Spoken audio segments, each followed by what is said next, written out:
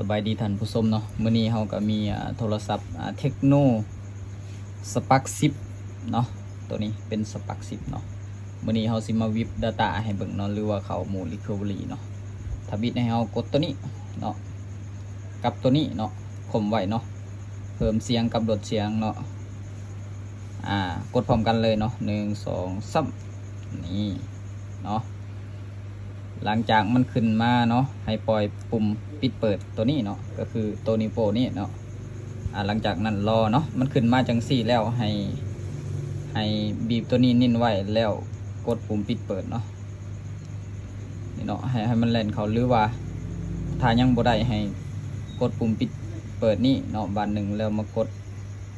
นี่เนาะมันจะเข้าในนี้หลังจากนั้นให้เลื่อนลงมาหาคำว่าformat list with data format reset นี่เนาะแล้วก็กดตัวนี้เนาะแล้วมันก็สิล้างเครื่องไปเลยเนาะ